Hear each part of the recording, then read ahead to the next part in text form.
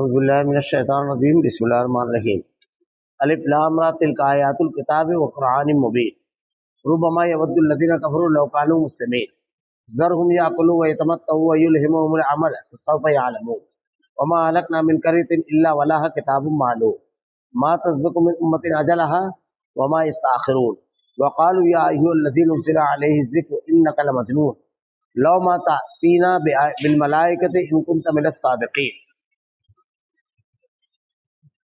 ما نزل الملائکۃ الا بالحق وما كانوا اذا منذرین۔ الف لام را یہ کتاب الہی اور روشن قرآن کی کتابیں ہیں۔ وہ بھی وقت ہوگا کہ کافر اپنے مسلمان ہونے کی آرزو کریں گے، آپ انہیں کھاتا نفع اٹھاتا اور جھوٹی امیدوں میں مشغول ہوتا چھوڑ دیجیے، یہ خود ابھی جان لیں گے کسی بستی کو ہم نے ہلاک نہیں کیا مگر یہ کہ اس کے لیے مقررہ نوشتہ تھا۔ کوئی گروہ اپنی موت سے نہ آگے بڑھتا ہے نہ پیچھے رہتا ہے۔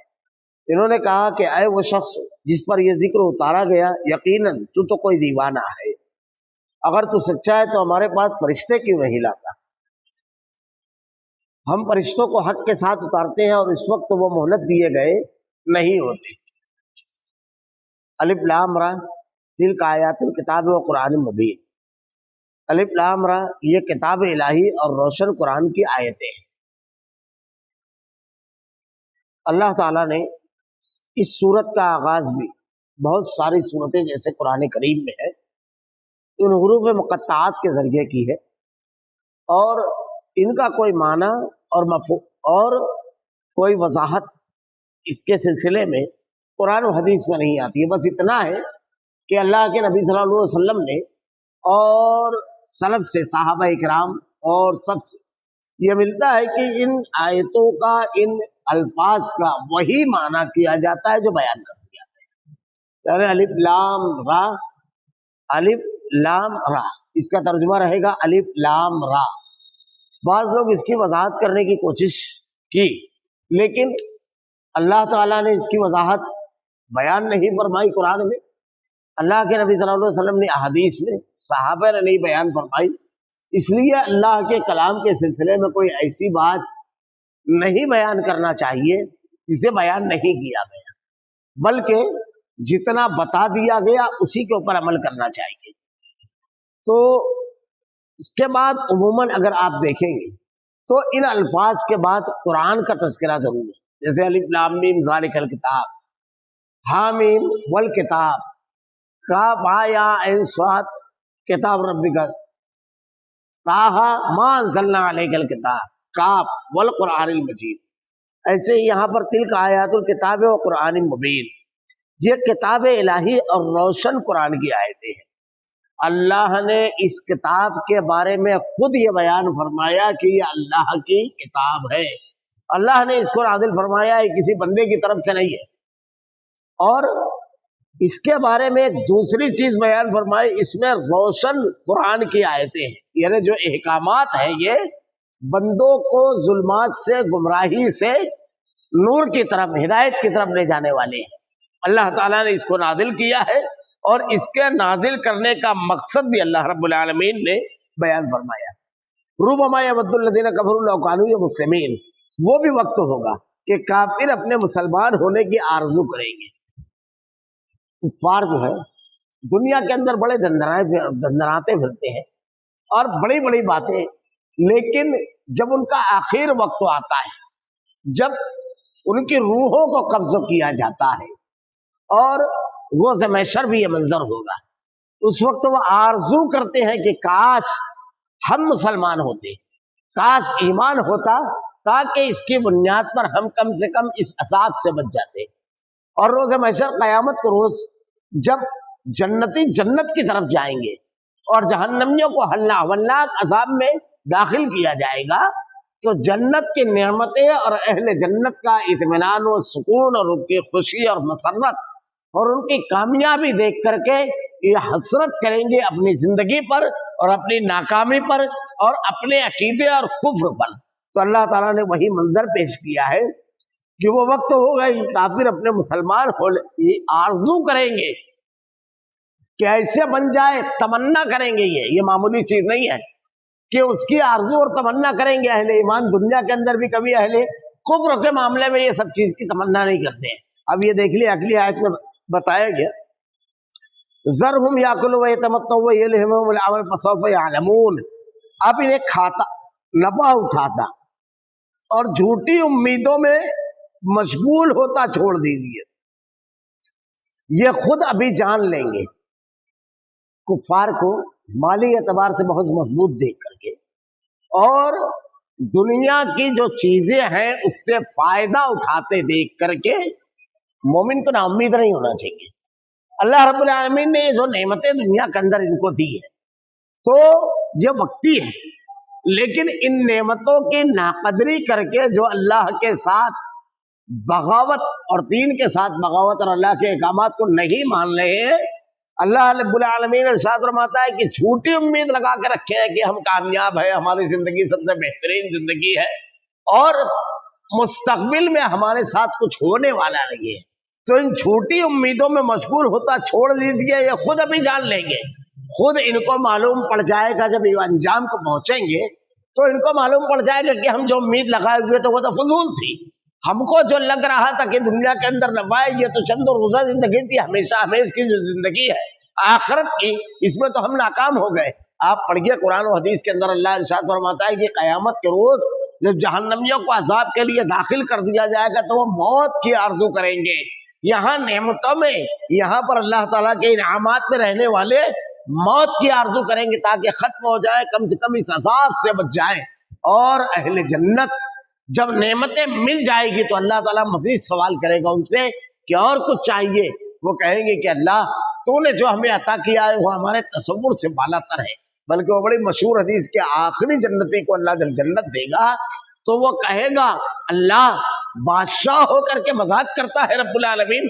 لمبی روایت کا آخری جملہ ہے، اللہ ارشاد فرمائے گا نہیں، اس دنیا سے 10 گنا جنت تیری، یہ جو دنیا ہے اس سے 10 گنا جنت تیری۔ اللہ رب العالمین ان سے کہے گا کہ ایک اور بہت بڑی نعمت وہ یہ کہ اللہ کا دیدار اللہ رب العالمین جنتیوں کو کرائے گا، یہ سب سے بڑی نعمت ہوگی۔ ورنہ جنت کے اندر آدمی جس چیز کی خواہش، جس چیز کی تمنا اور آرزو کرے گا، تمام آرزو اور تمناؤں کو پورا کر دینے والی چیز کا نام ہے جنت۔ وما ہلکنا من قریۃ الا ولہا کتاب معلوم، کسی بستی کو ہم نے ہلاک نہیں کیا مگر یہ کہ اس کے لیے مقررہ نوشتہ تھا۔ اللہ رب العالمین چھوڑ دیتا ہے، موقع عنایت فرماتا ہے تاکہ بندے توبہ کر لیں، تاکہ بندے اپنی اصلاح کر لیں۔ اور رب العالمین جرم میں جب اتنے جری ہو جاتے ہیں، اتنی آگے چلے جاتے ہیں، تو اس وقت اللہ رب العالمین اس کے بارے میں جو فیصلہ فرماتا ہے وہ بالکل درست فیصلہ ہوتا ہے۔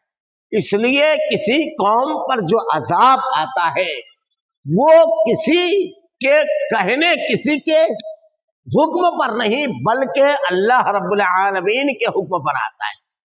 اللہ تعالیٰ نے نوشتہ لکھ دیا۔ کبھی کبھی مطالبہ بھی ہوتا تھا مشرکین کا انبیاء کرام سے کہ ایسا ہے تو عذاب لے آؤ، انبیاء کرام بالکل صاف ارشاد فرماتے تھے ہم اختیار والے لوگ نہیں ہیں، بلکہ ہمارا کام ہے کہ ہم اللہ کے پیغام کو پہنچا دیں۔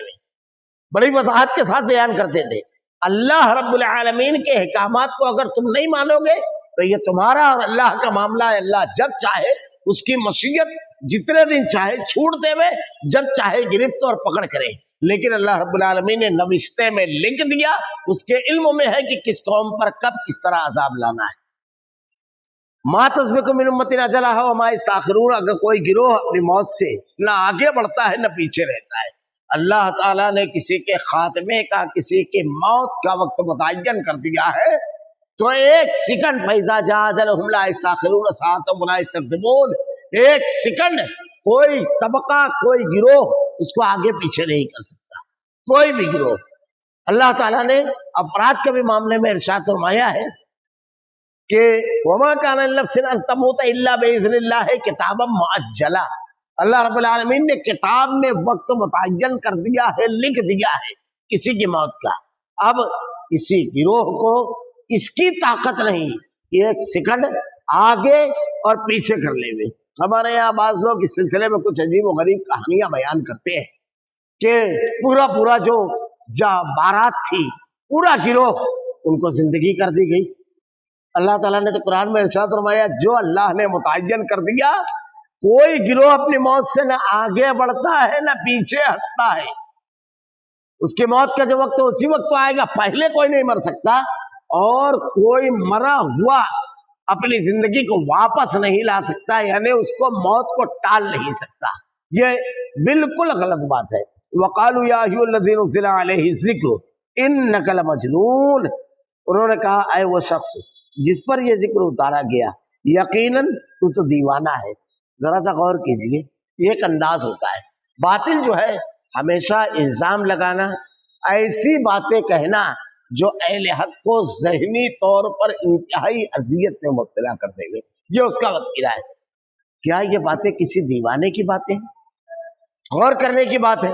اس میں جو احکامات دیے گئے ہیں، جو توحید بیان کی گئی ہے، جو والدین کی اطاعت اور فرما برداری بیان کی گئی ہے، جو کمزور اور مظلوم کے حقوق بیان کیے گئے ہیں، جو بیوی کے حقوق، جو بچوں کے حقوق، جو حاکم کا حق، جو محکوم کا حق، جو رعایا کا حق، جو مالداروں کا، جو غریبوں کا، جتنے احکامات اس میں بیان کیے گئے ہیں، کیا کوئی جنون والا شخص یہ کر سکتا ہے؟ ذرا سا غور کریں، سوچیں۔ تو باطل کا یہ وتیرہ ہے کہ وہ ایسے جملے کستا ہے کہ ذہنی اعتبار سے انتہائی شدید اذیت سے دوچار ہوں اہل حق، اور خاص طور سے انبیاء کرام کے سلسلے میں اور ان کی لائی ہوئی تعلیمات کے سلسلے میں۔ اللہ تعالیٰ نے قرآن کریم کے اندر نقشہ کھینچا ہے کہ مشرکین مکہ کی ایک مرتبہ میٹنگ بیٹھی، اور مجھ سے اس میٹنگ میں یہ طے پایا گیا کہ کبھی ہم ساحر کہتے ہیں، کبھی ہم جادوگر کہتے ہیں، کبھی ہم مجنون کہتے ہیں، کبھی ہم کاہن کہتے ہیں۔ تو ہم کو ایسا کرنا چاہیے کہ ایک بات سب کہیں، کیونکہ لوگ کہیں گے تو جادوگر بول رہا ہے، وہ تو بولتا ہے نہیں، وہ شاعر ہے، کوئی شاعر کہتا ہے، کوئی مجنون کہتا ہے۔ تو اس پر متفق ہونے کے لیے بیٹھے، آپس میں مشورہ ہوا۔ اللہ تعالیٰ نے سورہ مدثر میں پورا اس کا منظرنامہ کھینچا ہے کہ کیسے ان لوگوں نے مشورہ کیا، پھر ان لوگوں کا جو بڑا تھا کیسے اس نے اپنی تیوریاں چڑھائی، اور کیسے وہ تدبر کیا، اور آخری میں اس نے کہا کہ یہ ایک بات کہیں گے ہم سب کے سب، یہ ساحر اور جادوگر۔ لیکن جب ان لوگوں میں آپس میں مشورہ ہوا تو بیٹھے بات کرنے کے لیے، تو کہا ہم یہ کہیں کہ ساحر اور جادوگر۔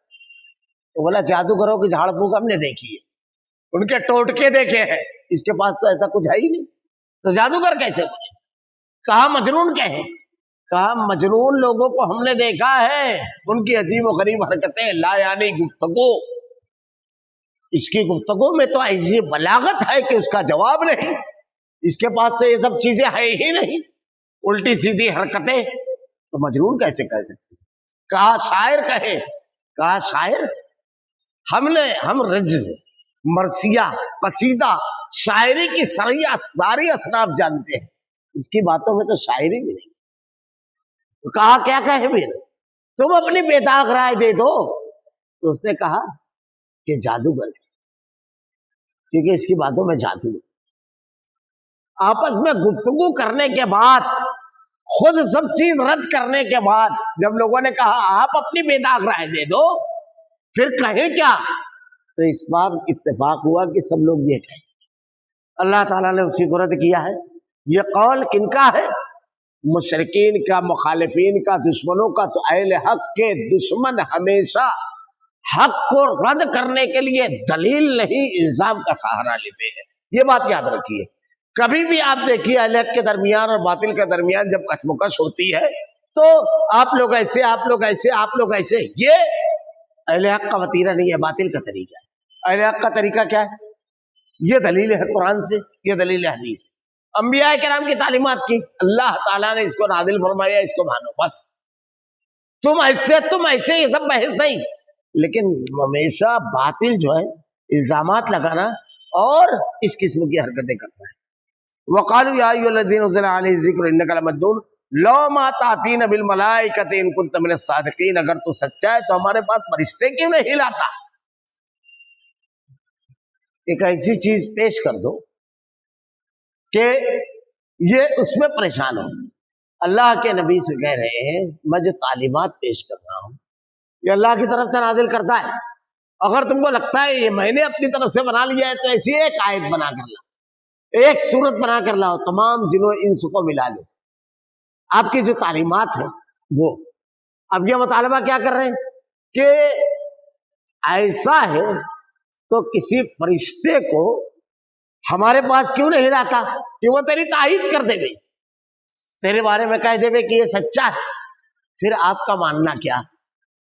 اللہ رب العالمین نے ارشاد فرما رہا ہے ما ننزل الملائکۃ الا بالحق وما كانوا اذا منذرین، ہم فرشتوں کو حق کے ساتھ اتارتے ہیں، اور جب وہ اتر جاتے ہیں اس وقت وہ مہلت دیے گئے نہیں ہوتے۔ جب فرشتے آ جاتے ہیں، ابھی تو فرشتے پیغام لے کر آئے تم کو منوانے کے لیے، تم اگر مان گئے تو ٹھیک، اب تم مطالبہ کر رہے ہو، یعنی اللہ کے برگزیدہ بندے نبی جو تمہارے درمیان زندگی گزارے یا جن کی صداقت کی تم گواہی دیتے ہو، جب ان کی باتوں کا تم نے انکار کر دیا، اللہ کا انکار کر دیا، فرشتے کے ذریعے جو پیغام آیا اس کا انکار کیا، اب جواب میں جب اللہ فرشتے بھیجتا ہے تو کیا ہوتا ہے؟ قوم لوط میں جب فرشتے آئے تو کیا ہوتا؟ جب فرشتے آئے تو قوم کے لوگوں نے آپ کے گھر کو گھیر لیا، آپ کو گھر کو گھیرا، جب آپ کے گھر کو گھیرا تو آپ بڑے پریشان ہوئے، آپ نے کہا تم نکاح کرو لڑکیوں سے، یہ کیا، یہ میرے مہمان ہیں، تم ان کو سامنے مجھ کو شرمندہ نہ کرو، یہ معاملہ نہ کرو، لیکن وہ کسی طرح ماننے کے لیے تیار نہیں کہ ان کو بچوں کو ہمارے حوالے کرو، خوبصورت بچوں کی شکل میں آئے تھے۔ فرشتوں نے حضرت لوط سے کہا تم جو سمجھ رہے ہو ہم وہ نہیں، ہم تو ان کو ختم کرنے آئے ہیں، تباہ کرنے آئے ہیں۔